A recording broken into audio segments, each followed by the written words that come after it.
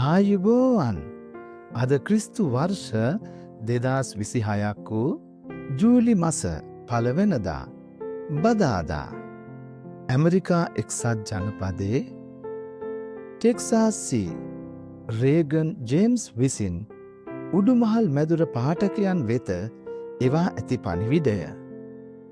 අද දවසේ මාර්තුකාව තිරය පිටුපස.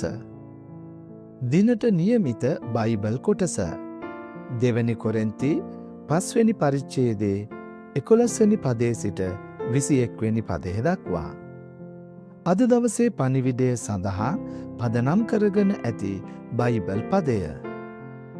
එබැවින් යමෙක් ක්‍රිස්තුස් වහන්සේ තුල සිටී නම් එතන ඇත්තේ නව මැවිල්ලකි.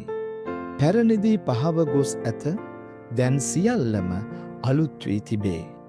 දෙවැනි කොරින්ති 5 වෙනි පරිච්ඡේදයේ 17 වෙනි පදය. මා උසස් පාසලේ වයස අවුරුදු 14ත් 18ත් දක්වා සිසුන් ඉගෙන ගන්නා පාසල පළමු වසර අවසාන වනවත් සමග වෙනසකට භාජනය වීමේ දැඩි ඕනෑකමක් මාගේ සිතේ ඇතිවිය. මාගේ මුළු ජීවිතේ පුරාවටම මා ඉගෙනුම ලැබුවේ පුජ්‍යලික පාසලකය. රාජ්‍ය නොවන සංවිධාන විශේෂයෙන් ආගමික ආයතන මගින් පිහිටුවා පාලනය කරන අධ්‍යාපනය සඳහා මුදල් අය කරන පාසල. එවැන්නකදී ආශ්‍රය කිරීමට ලැබෙන්නේ එකම පසුබිමකින් එන අයවලුන් පමණි.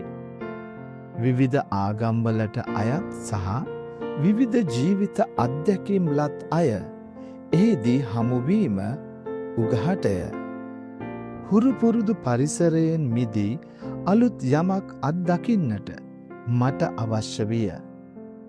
නොමිලේ අධ්‍යාපනය සපයන රජය විසින් පාලනය කරනු ලබන පාසලකට යාම මාව බිය ගන්වන සුළු වූයේ එය මට නුහුරු පරිසරයක් වූ බැවිනුත් එහි වූ කිසිවෙකුත් මා නොහඳුනන නිසා වෙනුත්ය.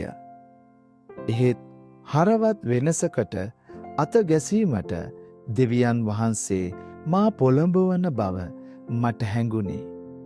එම නිසා මම පාසල මාරු කිරීමට තීරණය කළෙමි.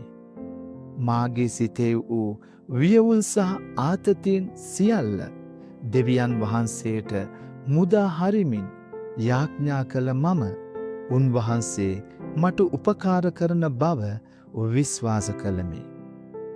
උසස් පාසලේ අධ්‍යාපනය නිම කළ පසු මාගත් එම නිර්භීත තීරණය ගැනත් එසේ කිරීමට මා දිරිමත් කිරීම ගැනත් දෙවියන් වහන්සේට මම අනේක වාරයක් ස්තුතිවන්ත වෙමි.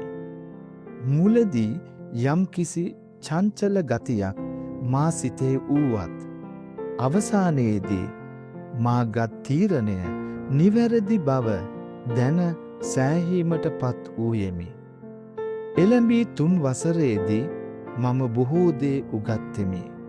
විවිධ ආගම්වලට අයත් සහ ජීවිතේ විවිධ අත්දැකීම් හරහා ගිය අයට ගරු කිරීමට මම ඉගෙන ගතිමි. එමෙන්ම විවිධ ජීවන රටා බොහෝමයක් පිළිබඳව මාගේ දෙනෙත් විවෘත වීමෙන් මාගේ ඇදහිල්ල වර්ධනය වන බව මා දෙවියන් වහන්සේගේ පුදුම ක්‍රියා කිරීම මම මෙහිදී තේරුම්ගත් බවත් කිව යුතුය. වෙනස සුළු වේවා විශාල වේවා අප වෙනුවෙන් සියලුවා හොඳම යහපත කිරීමට දෙවියන් වහන්සේ බලා සිටින සේක. විශාල වෙනසක් ලෙස පෙනෙන මොහොතකදී පවා දේව කැඳවීමට කීකරු වීම පුදුමාකාර ආශිර්වාදයක් විය හැක. අපි යාඥා කරමු.